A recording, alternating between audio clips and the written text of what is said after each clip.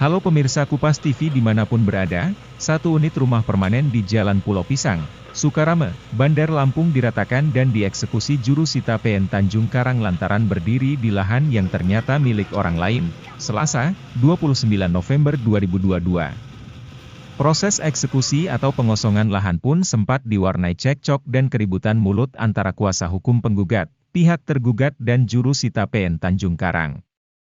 Keributan tersebut terjadi karena tergugat atau penghuni rumah tidak mau pergi dan mengosongkan rumahnya. Cekcok pun sempat berlangsung selama kurang lebih 5 jam dan akhirnya berhasil ditengahi oleh aparatur kelurahan serta jajaran Polsek Sukarame dan juru sita PN Tanjung Karang. Tergugat beralasan tak mau mengosongkan rumah lantaran masih ada penghuni kosan yang berada di dalam rumah.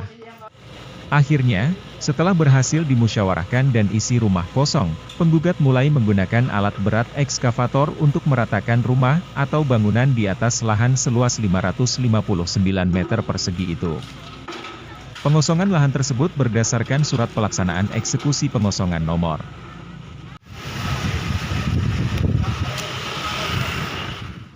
Ahmad Syafruddin selaku kuasa hukum penggugat mengatakan, tanah seluas 559 meter persegi merupakan sah milik kliennya bernama Rodiah yang sertifikat hak miliknya sudah ada sejak Juli 2006. Namun, ternyata di lokasi tersebut malah dibangun satu unit rumah dan beberapa kamar indekos oleh tergugat atas nama Purmil. Ahmad menjelaskan kepada Kupas TV, sebelum bergulirnya perkara ini tahun 2015 sampai proses hari ini, telah dilakukan mediasi perdamaian. Pihaknya mengaku sudah mendatangi rumah Bapak Purmil sekeluarga besar, dan telah melakukan islah perdamaian. Namun, mereka terus melakukan perlawanan gugatan di Pengadilan Tanjung Karang, hingga putusan Mahkamah Agung. Dan pada hari ini juga, bangunan yang ada di atas lahannya Ibu Haja Rodiah ini telah dirobohkan. Artinya memang kembali tanah itu diserahkan kepada kami.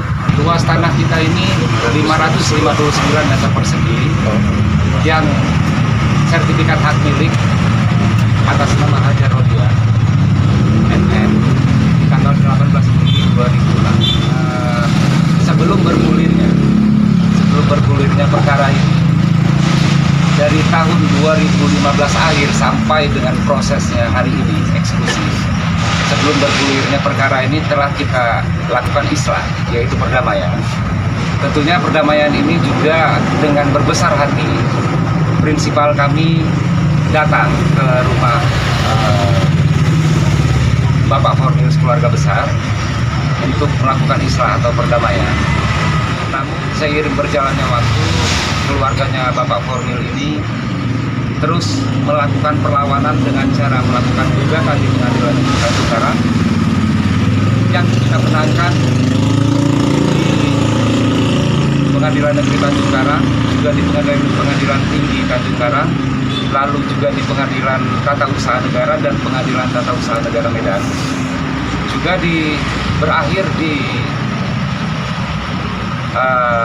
peninjauan kembali kita di tanggal 29 April 2019, yaitu putusan dari Mahkamah Agung. Juga Alhamdulillah, ketika saat itu kita melakukan aan maning, juga perlu diketahui, teguran atau aan maning yang dari Pengadilan Negeri Tanjung Karang terhadap saudara Purmil ini telah dilakukan 5 kali atau 5 tahapan aan maning.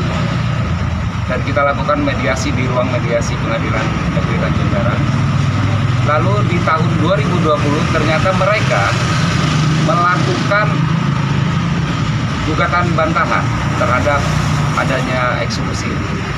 Alhamdulillah kita memenangkan kembali gugatan bantahan.